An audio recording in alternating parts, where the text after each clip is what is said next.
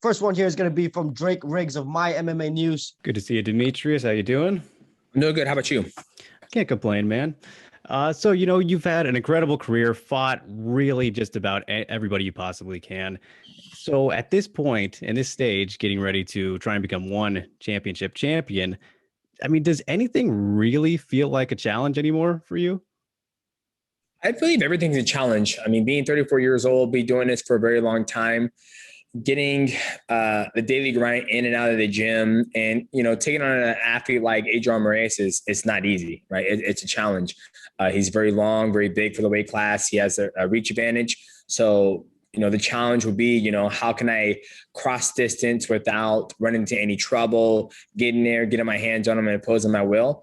So, right there, I just named, a challenge, and that's just one part of my career, and being a father, raising 3 children, getting them to school. And yeah, I mean, everything's a challenge. Do you think that people make too much out of the size difference? Because, you only have 3 losses in your career. Mostly everybody you fight is bigger than you. I wouldn't go that far, but yeah. I mean, when I was in North America, you're fighting guys who are 5'3", 5'4". My last couple of opponents have been a little bit more on the taller side. I believe Yuya's probably 5'5", and Tatsumi Wada is probably 5'6".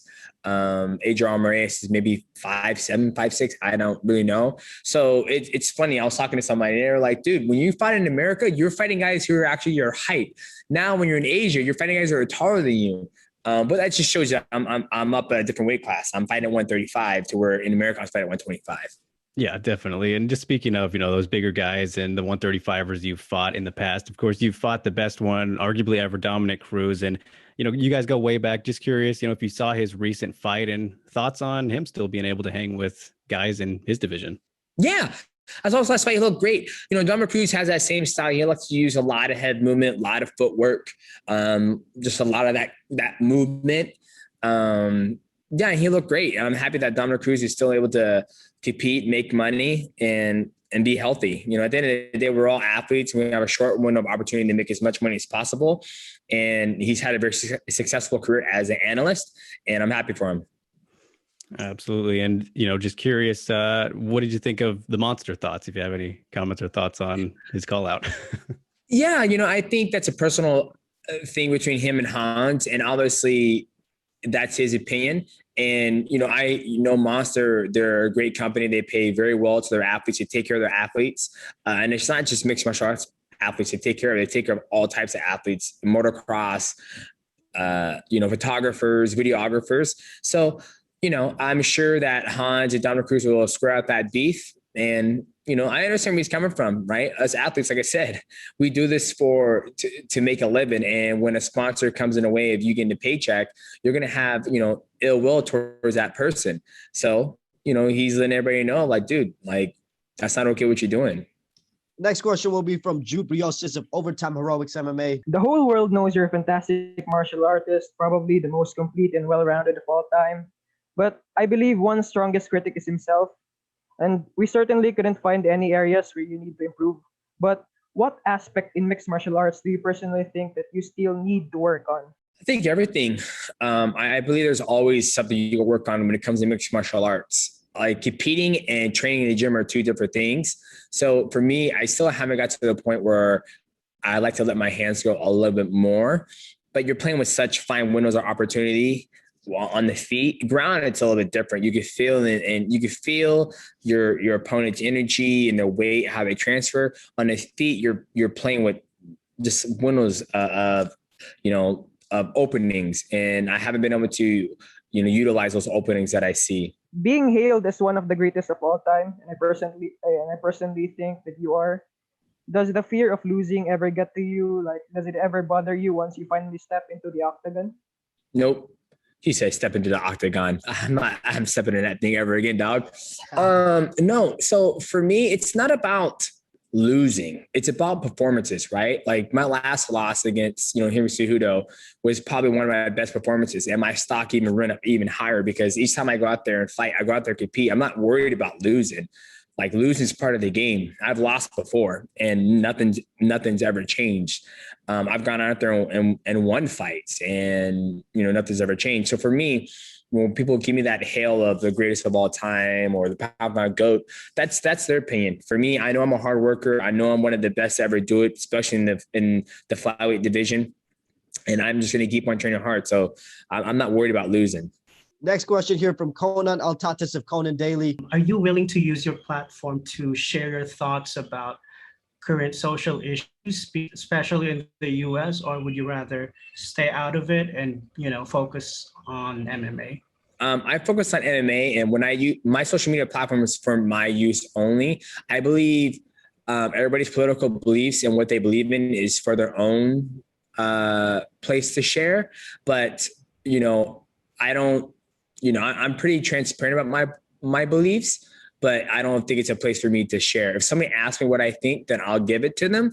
But I can say one wrong move. I can say one wrong thing, and next thing you know, I can't believe he thinks that, blah, blah, blah, blah, blah. It's like, for example, I have a German Shepherd, and the trainer came over there, and she goes, now when your dog pees in the house, make sure you don't, stuff his nose in it and whack him. I was like, nah, dog, I'm old school. Like, she pissed on the ground.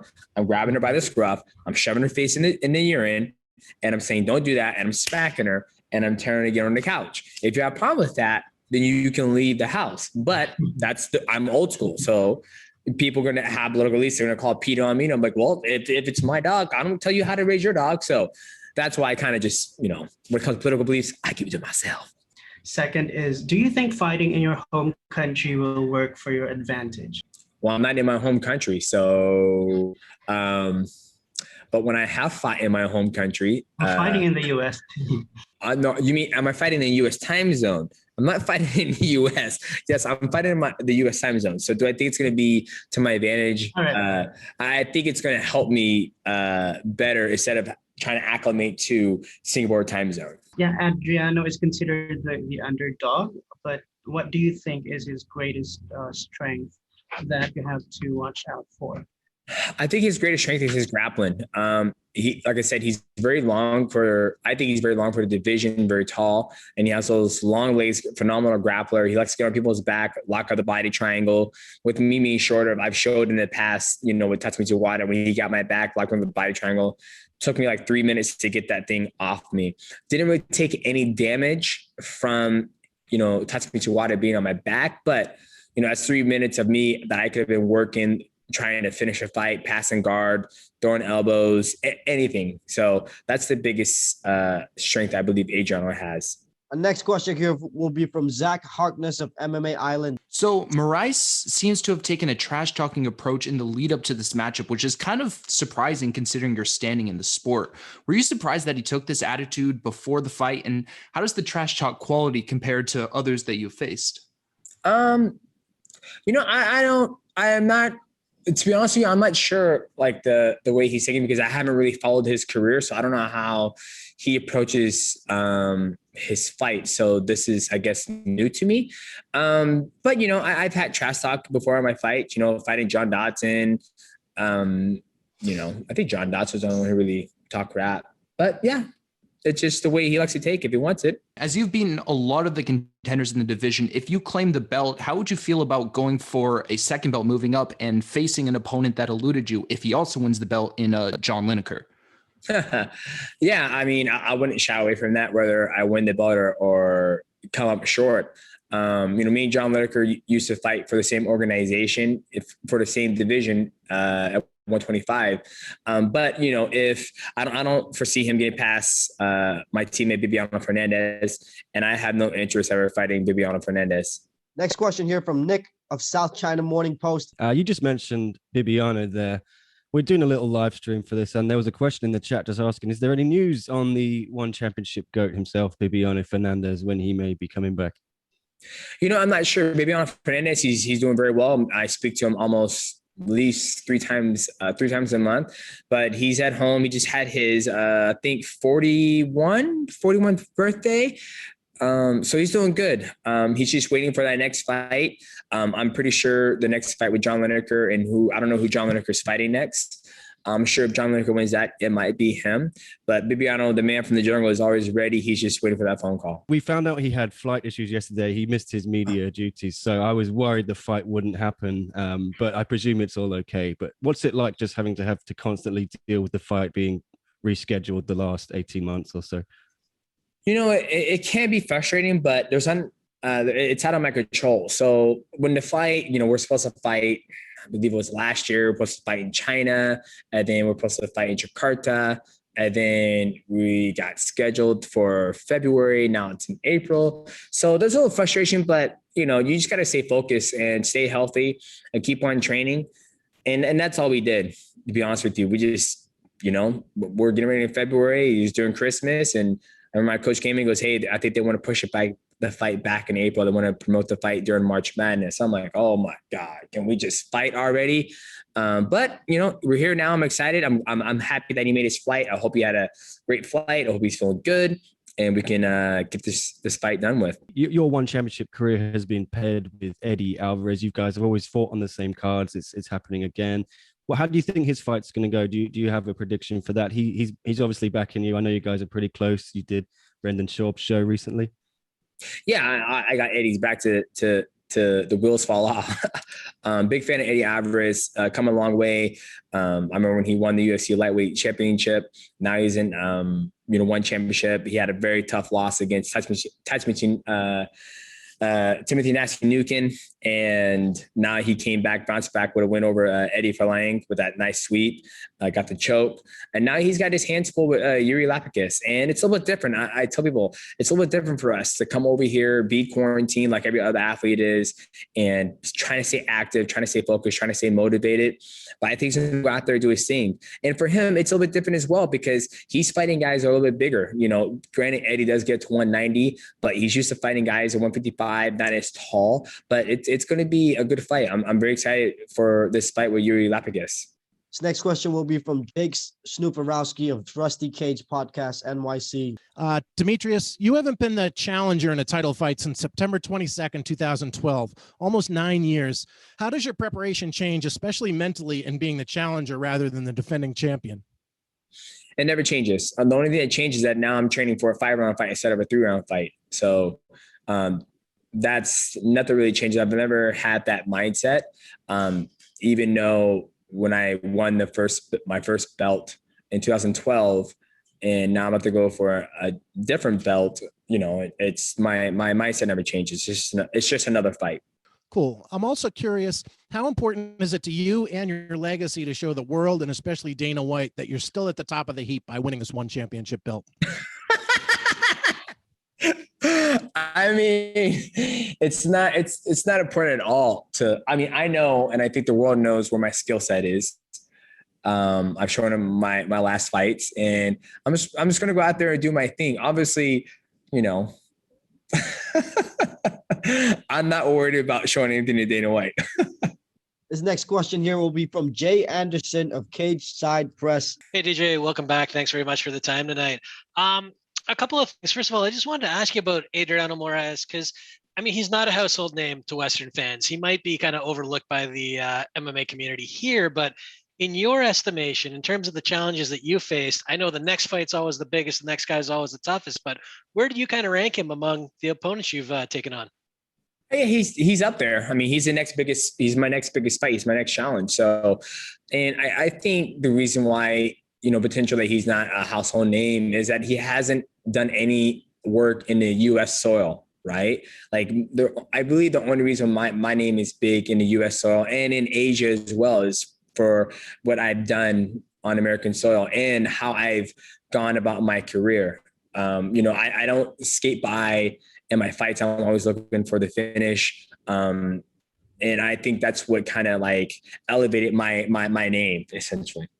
And the other one I wanted to ask is, you've had a couple of almost gleeful reactions tonight when you've been asked about your former employer. And I'm just wondering, when you talk about never having to step in the octagon again, do you feel free or rejuvenated having made this move? Do you feel like you're kind of free of the past in a way? my past is, I don't run up from my past, and it's not like I don't like talking about it. I just love how it's catching people, right? I was like, well, how do you feel when you step in an octagon tonight? And I'm like, well, I'm not stepping in an octagon. It's because I'm still sharp. I'm basically analyzing all your guys' question. Well, the question that people are asking me. So, and the gentleman asked me like, do you think you need to go out there and prove to Dana White that you're still one of the best in the world? I know I'm still one of the best in the world. I know that for a fact. Whether I go out there or win or lose, I know I'm one of the best in the world. So I just chuckle about it. Do you feel that you're in a better place now than when you were a couple of years ago? Yeah, absolutely. Like I said, when I was in the UFC, I felt like I accomplished everything that I could. I felt like the only thing I could have accomplished more is going up there, try to do the double champ or trying to get more pay-per-view buys. That's the only thing that I can look back on my UFC career. Like that's the only two things that I never were able to accomplish. Like how can I generate, 500, 600, 700,000 pay-per-view buys and go up to 135. But, at the end of the day, when it was those talks, I had stipulations that I wanted that they didn't want to meet. So here I am now. I'm in a brand new organization going for a world title. And if I could be champion of both sides of the world, that'd be phenomenal. Simon Romero of Behind the Grid. I just have this one for you here. So you got to be honest with me. You stood across the cage against Henry Cejudo in your career twice. Does it still bug you to this day that you haven't been able to settle the score for those two fights yet? No. That's the only one I got for you, so I appreciate the kind words. 3 times, sir. Moving along now, we have our next question from Dylan Bowker of My MMA News. Dylan Bowker, please go ahead. Hey, the first question I have is in regards to a recent post I was seeing on the One Championship social media. You likened your Grand Prix title to the crown jewel of your career. I'm kind of curious, if you get the ideal outcome here and win the Millennial One Championship, do you think that will supersede that in any kind of way? Or is it your appreciation of Grand Prix that will always kind of position that as the capstone achievement? It's the appreciation of Grand Prix achievement. Like I said, in that interview when I did it, like I'm being straight up. I watched more Grand Prix growing up than as a kid and when I was in college. Like I never forget like coming home and just popping in DVD players and watching Core Cop and Vanderlei Silva and Josh Burnett and just seeing those guys go through and be like, oh, go breakdown, go grab an high kick. Just seeing it over. And then even when I was when I was working and I wasn't a professional athlete yet, I remember watching Bibiano Fernandez in the Dream Grand Prix when he was fighting Joe Warren and seeing him get that fat, nice belt from Dream. So I've always been a big fan of World Grand Prix just because there isn't any, what's the word I'm looking for? There isn't no like, what's the word for? It's not about how big you are, right? You get 16 top dudes in a weight class and they just go in there and they just fight. So there's no market. I mean, there is marketing, but if you want to get to this championship, you have to go through these guys to get to that belt. And that's one thing I've always appreciated about the Grand Prix. To where nowadays, someone who has a big name can just walk in there on losses and, in mixed martial arts, that you can get a world title shot on losses. And in a World Grand Prix, once you lose, you're out. Like you're done. It's over with. So even if I'm able to capture, the one flyweight belt on Thursday, Singapore time, Wednesday, my World Grand Prix is always my crown jewel. Yeah, I can definitely resonate with the love for Grand Prix there, man. But also I wanted to follow up with your thoughts on something here, because when I interviewed Adriano Moraes, I didn't think it was hyperbolic to say that this fight is one of the more consequential flyweight bouts in MMA history, just considering the respective resumes of yourself and Moraes. Like, I'm kind of wondering what your feeling is on that characterization there. No, it's definitely a big fight. It's definitely a big fight in my career. I'm approaching it as it's another big fight, and then that's it. And back to the Grand Prix talk. Like if there was a 140, if there was a featherweight World Grand Prix and my body was healthy enough, and Chatri gave me the blessing to step into it. And depending on who was in it, like let's say there was a World Grand Prix at featherweight, and they're like, "Oh, there's some big motherfuckers there though." And they're like, "Yeah, you can do it if you want." Then maybe I would do it. But if I were to win it and I had to fight Bibiana Fernandez, I'm like, I don't want to fight Bibiana. I just wanted the belt. But I just like it. It's just like I said, it's something I grew up. It's something I grew up, watching, seeing Sakuraba do the openweight Grand Prix. Sakuraba doing it, and it's almost like, I don't know. I feel like when you do the Grand Prix, it's like I feel like I spent my whole entire career, fighting, and obviously that's what you do in your career is fight. But I feel like in the Grand Prix was just fun for me, like just going in and just fight and like, okay, your next opponent's going to be this guy, and that's it. When you're just sitting and you're training in the gym, you're just waiting for the phone call, like, hey, your next opponent's this guy. So I think kind of seeing who's in the bracket is fun. But yeah. Evan Montgomery of Fight Freak. So with on Saturday, where would you rank yourself among the greatest MMA fighters of all time? That's up for the public, but like I tell everybody, when my time is done, I'll tell my kids like I'm one of the greatest to ever do it in the smaller division. Next question from Singapore Strike Sports. Not only that, this event will be premiering at the TNT, but due to the time zone difference, you will be fighting in the morning. Will it affect you in any way, or it doesn't make any difference for you whether you're fighting in the morning or at night? No, I prefer to fight in the morning, to be honest with you. I come out here just to compete, and I'm sticking to the American time zone. So like yesterday, I had to do CT scan at 2:00, and my body was crashing because that's like 11:30, 12 a.m. our time in America. So right now I would be competing inside the cage. And I've been training every day since 8 a.m., which is about 5 o'clock our time. So I'm sticking to the U.S. time zone, and I'm looking forward to it. We have a next question here from Ivan Stewart Saldajano of Dugout, Philippines. Michael Schaubbeller yesterday about Adriano Moraes' possible implications on his win. So, in your regards, do you think Adriano Moraes has what it takes to become at least one of the greatest flyweights of all time in either promotion? In either promotion? See, when it comes to that, for me, it's hard, right? Like when people, so this is how I answer this. When I ask people, like, why do you call me the greatest of all time? Right? I ask people that. And they say, well, it's because your dominance over 6 years and how you defeated so many different athletes in other different forms.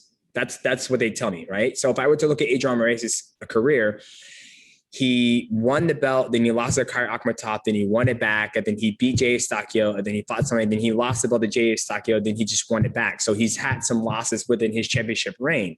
So a lot of people, the community, like I said, this is all community standpoint. My standpoint would be like, well, I don't know, like I haven't seen him fight American athletes. Like it's hard for me to do it. So that's why I would say I go by the community standpoint. It's kind of hard to say. I mean, what do you say? I don't know. We're going to move along now. Our next question will be from Chris De Santiago of MMA Island. Were you able to Zoom call your family? Yeah, I talked to them. They had a good time. They were doing an Easter egg hunt. But it was good. Awesome, man. So, with the 135-pound weight division, it's a Shark Tank of talent. You have Kyoji Horiguchi, Juan Archuleta, Petr Yan, who's basically the UFC champion under one championship rules. You obviously have Adriano Moraes, who you're facing against next. Out of all those title holders at 135, who would be your toughest test? Probably Petr Yan. His hands are fucking good. He's very it's nothing taking anything away from Adriano Moraes. He's still dangerous, but Petr Yan has a very unique style of fighting. He comes forward, he throws great combinations, he's very fast. He seems like he has a good takedown defense, and he has power. So that's always dangerous. But yeah. Our next question will be from Sazali of Straits Time. Time zone issues aside, how stoked are you to finally be back, doing what you're best at in prime time in the States? I'm very excited to be back. I'm very excited to be back. Just banging out all this media. Can't wait to get back to my room and eat some food. But I'm super excited to be back, to be able to fight live on TNT. And keep it on American time zone. Yeah, Eddie Alvarez said it's a bit of a coming out party for one championship. Do you think fans are going to find out something new about this organization?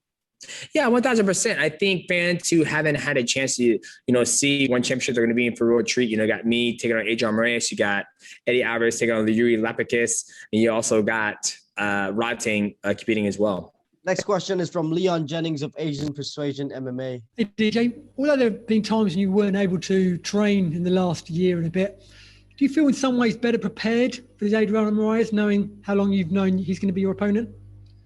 Yeah, I guess so. I guess you can say that. I mean, with COVID, we trained as much as we could. And then when we weren't able to train, we just chilled and relaxed and didn't worry about fighting and competing. You've taken everything in your stride. Is there anything that gets under your skin? No. At the end of the day, I know why I do this, and that's to provide for my family and my kids. So, yeah, that's. I don't see why anything will get underneath my skin as long as my wife and kids are good. I'm able to pay my bills, and I got 4 walls and a roof and no holes in my roof. I'm content. I'm happy. DJ, want to move to some rapid fire question? First thing that comes to your mind, just go ahead and shoot. If you could have one superpower, what would it be? Superhuman strength. Like Captain America or Bucky Barnes. Stuck on an island, you can only pick one fruit. What fruit are you picking? None, because I have fructose malabsorption, so I would have the shits the whole time. Favorite country you've been to? Japan. Who has the best fight style in one championship besides yourself? Ooh, I would say Giorgio Petrosian. He's pretty much damn perfect. What's one of your all-time favorite movies? Aliens or Predator? Favorite food? Burger. One ice cream flavor for the rest of your life. What you going with? It'll be vanilla, and game will probably be World of Warcraft. I can do so much on that game. Who's the nicest one athlete you have ever met? Man, they're all nice, to be honest with you. They're all nice and they're all killers. Like Rodtang, he's so nice, but it's like, you probably kick my ass. You're going into a medieval battle. What weapon are you picking? Picking medieval battle. I'm picking a sword and a shield, dog. DJ, thank you so much for your time, man. All the best. Can't wait to watch you back in the One Circle.